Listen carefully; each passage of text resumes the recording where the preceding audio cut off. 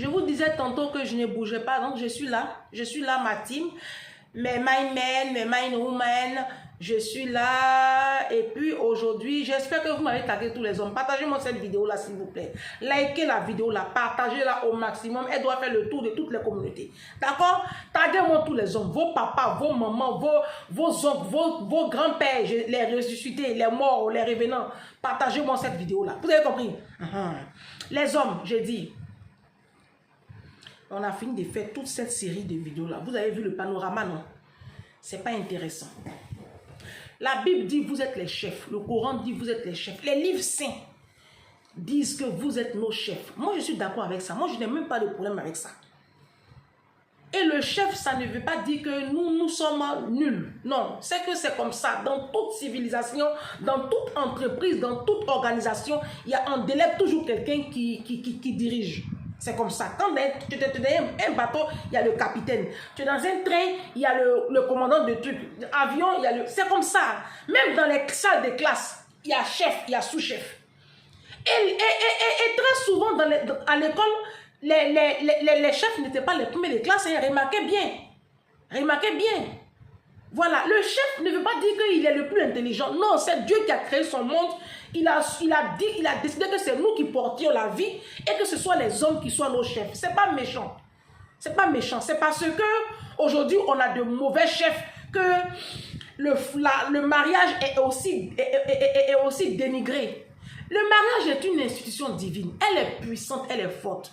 Si aujourd'hui on ne parle plus de mariage, il n'y a plus d'humanité. L'humanité est terminée et Satan aura gagné. Parce que là, ce que Satan veut là, c'est qu'il n'y a plus de mariage. J'ai fait une série de vidéos. Les gens pensaient que je dénigre le mariage, je fustige le mariage, je ne crois pas au mariage. Non. Moi, je suis chrétienne. Et le mariage, elle est une puissance de Dieu. Vous comprenez? Si on ne parle plus de mariage, mais c'est fini. Nous vivons dans un monde déséquilibré, avec des enfants déséquilibrés. C'est la cellule familiale qui forme des hommes et des femmes émotionnellement stables et bâtis. Et c'est ça que Satan veut détruire. En nous ramenant des hommes aussi irresponsables. Alors les hommes, Dieu dit vous êtes des chefs.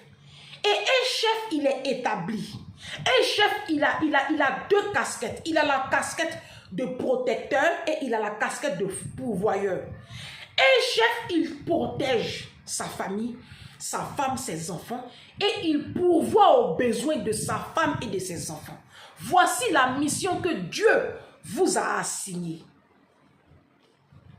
Vous vous plaignez que les femmes n'ont pas d'égard, elles ne vous respectent pas et que vos femmes sont impolies et qu'elles sont insolentes. Mais vous pensez que si vous étiez de vrais chefs, vos femmes n'allaient pas vous respecter? Un chef, il n'écrase pas. Un chef, il élève. Le chef, c'est celui qui donne la direction. Le chef, c'est celui qui donne la direction. Le chef, c'est celui qui est dans le bateau. Le bateau est en train de couler. Le bateau est en train de couler. Et puis, il ne quitte pas le bateau.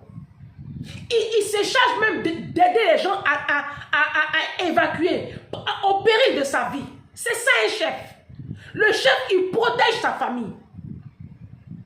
Vous êtes quelle catégorie de chef aujourd'hui là? Qu'est-ce qui n'a pas marché dans vos vies? Pourquoi vous faites ça aux femmes là?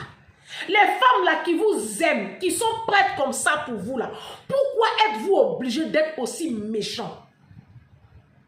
Moi je ne vous comprends pas. Pourquoi vous faites ça? C'est vrai, tu n'as pas reçu une figure paternelle. C'est vrai, tu as vu ton papa tromper ta maman. C'est vrai, tu as vu ton papa être un irresponsable. C'est vrai, tu as vu ton tuteur être un irresponsable. Tu as vu ton frère aîné qui t'a élevé être un irresponsable. C'est vrai, ton oncle chez qui tu as grandi, c'était pas une bonne figure paternelle. Mais tu es un adulte aujourd'hui. Est-ce que tu es obligé de reproduire cette médiocrité-là? Tu es obligé?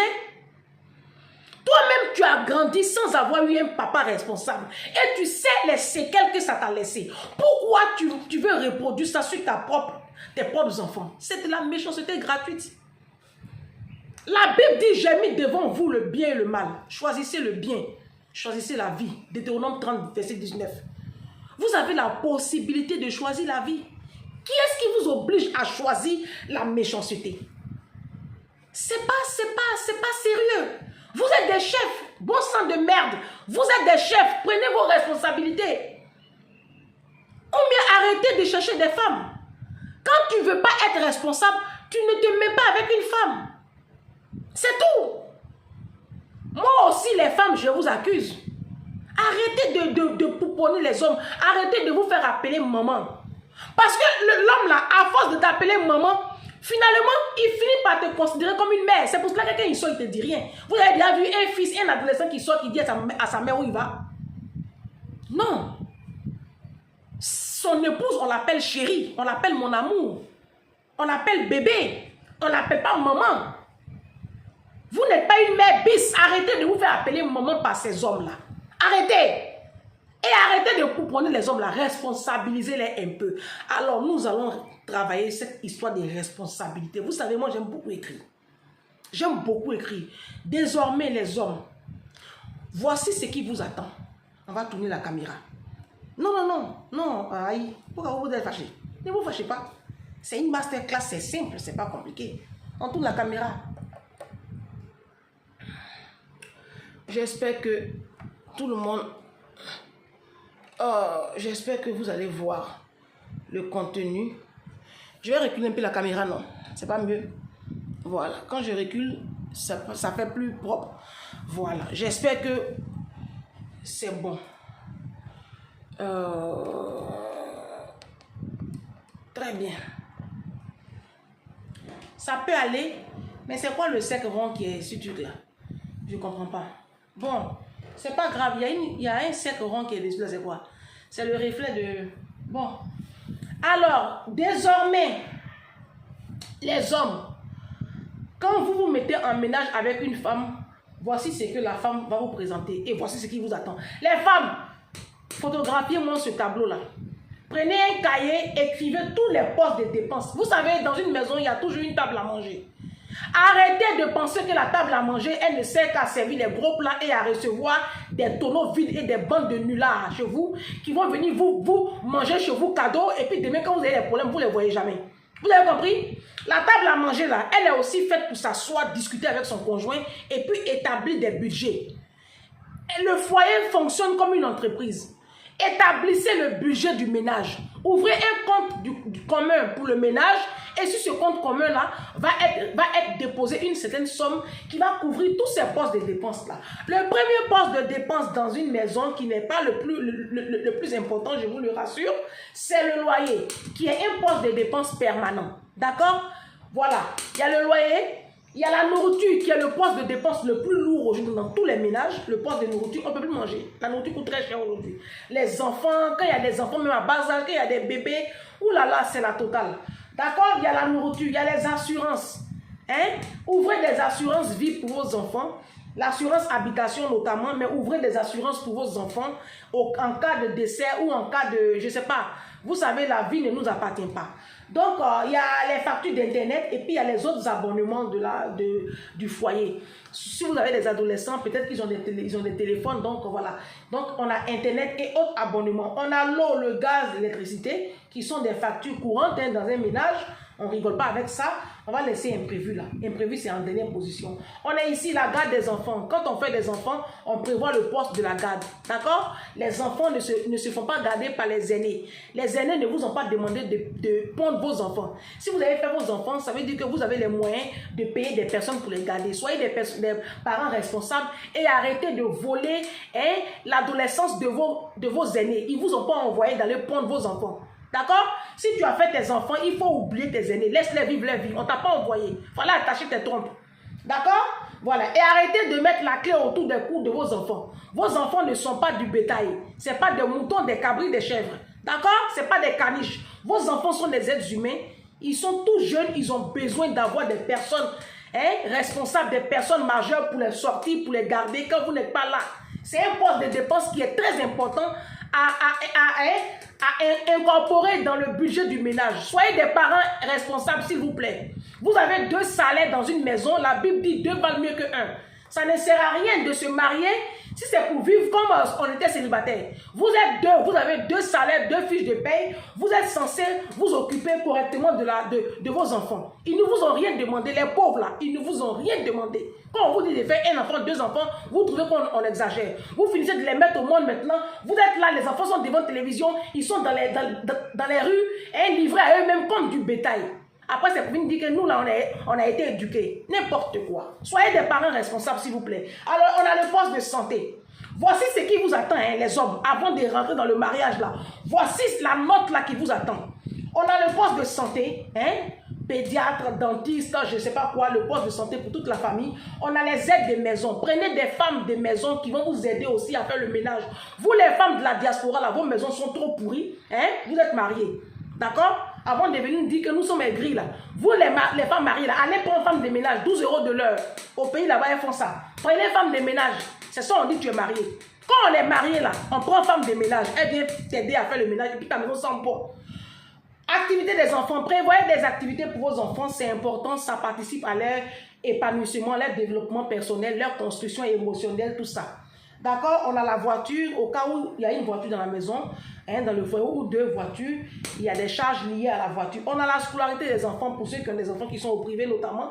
On a la cantine des enfants. La fois dernière, j'ai fait masterclass ici, j'ai mis cantine et QU. Ouh!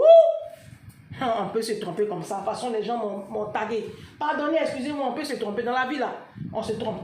Cantine, c'est avec C. Donc, on a la cantine des enfants. On a la toilette de toute la famille, qui est un poste de dépense qui est très, très important aussi. La toilette de la famille, dentifrice, parfum, eau de colonne, tout ça, pour que la famille sente bon.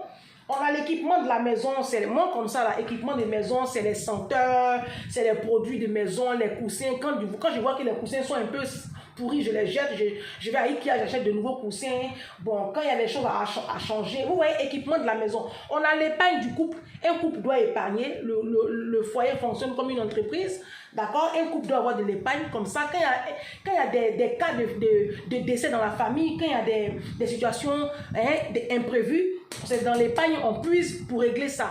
Hein? Au beau milieu du mois, là, ta machine à laver te lâche, tu vois? Au lieu d'aller laver tes habits chez le voisin, ou mais aller chercher l'avmatique, ou mais je sais pas moi.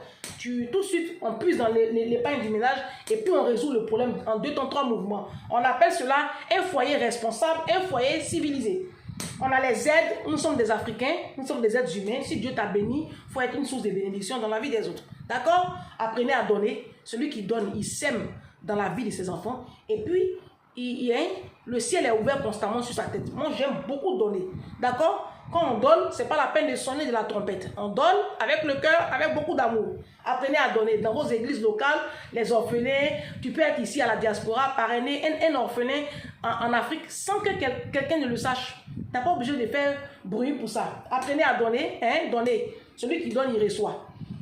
Les vacances. Un couple doit avoir des vacances, c'est important. Vous resserrez des liens, vous avez une histoire et la famille a besoin des vacances. Les hommes africains, vous n'aimez pas du tout prévoir les vacances pour vos couples. C'est pour cela que vos couples-là,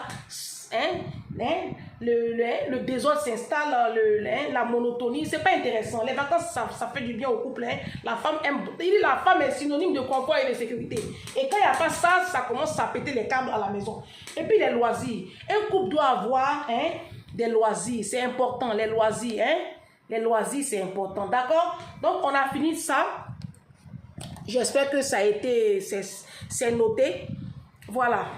J'espère que c'est noté. Donc, voilà un peu ce que je voulais partager avec vous les hommes. Voilà ce qui vous attend. Vous êtes des chefs. Prenez vos responsabilités. D'accord? Prenez vos responsabilités. Quand on se met en couple, là, on a des enfants. On a le loyer, on a la facture. On a les factures. Les enfants doivent manger. Il y a la cantine des enfants. Vous allez voir que quand vous allez avoir tous ces postes de dépenses là, vous n'aurez plus l'argent pour aller chercher femme dehors. Vous les femmes africaines là, si vos hommes vous trompent là, c'est de votre faute. C'est parce que vous ne les mettez pas la liste là devant eux. Ils gagnent combien? Quand ils vont finir de faire tout ça là, on va voir où est l'argent pour avoir qui ça là.